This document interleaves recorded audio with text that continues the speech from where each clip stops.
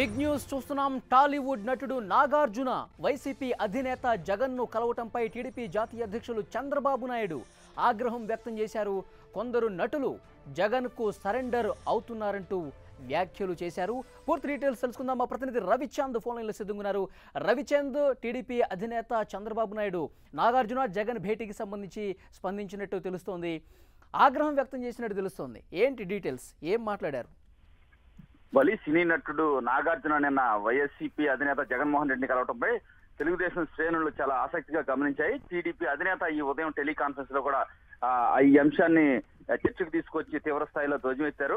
ఒక సమాజానికి ఆదర్శంగా ఉండాల్సిన నటులు ఈ విధంగా ఆర్థిక నేరస్తులతో కలవటం చాలా దురదృష్టకరం. సమాజానికి కానీ వారి అభిమానులకు కానీ ఎటువంటి మెసేజ్ ఇస్తున్నారు దీని ద్వారా అని చెప్పి కూడా చంద్రబాబు చెప్పడం జరిగింది. ఇదే విధంగా కొంతమంది సినీ నటులు కూడా ఈ మధ్య జగన్మోహన్ రెడ్డిని కలిసి అక్కడ ఒక రకమైన రాజకీయాలు చేస్తున్నారు. సినిమా ఇండస్ట్రీ కూడా ఆయన వెనక ఉందనే విధంగా ఒక రకమైన ఫీలింగ్ ప్రజల్లోకి పంపే ప్రయత్నాలు అయితే జరుగుతున్నాయనే అనుమానం అయితే టీడీపీ వ్యక్తం చేస్తుంది. ఏదైనా ఈ మధ్య కాలంలో వరుసగా సినీ నటుడు పృథ్వీ కావచ్చు, అదేవిధంగా కొంతమంది నటులు పోసాని కృష్ణమురళి కావచ్చు, కృష్ణుడు కావచ్చు, ఇలాంటి నటులంతా కూడా కొంత మంచు విష్ణు కూడా ఈ మధ్య వరుసగా జగన్మోహన్ రెడ్డిని కలుస్తున్నారు. కొంతమంది వారి పార్టీలో ప్రత్యక్షంగా పనిచేస్తున్న పరిస్థితి కూడా టీడీపీ గమనించింది. ఈ నిన్న నాగార్జున కలవటంపై కూడా చాలా తీవ్ర స్థాయిలో చర్చ అయితే పార్టీలో జరుగుతుంది. ఎటువంటి రాజకీయాలు జరగబోతున్నాయి. నిన్నే గల్లా జయదేవ్ కూడా స్పందించారు.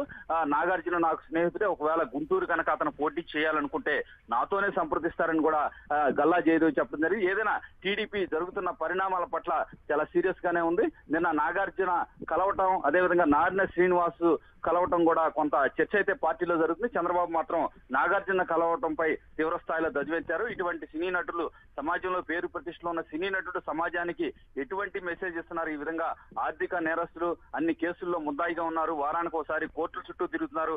ఇటువంటి నేతలను పదే పదే కలుస్తూ ఎటువంటి మెసేజ్ వారి ఫ్యాన్స్ కానీ సమాజానికి కానీ ఇస్తారని చెప్పి తీవ్ర స్థాయిలో ధ్వజమెత్తున్నారు. వాళ్ళు.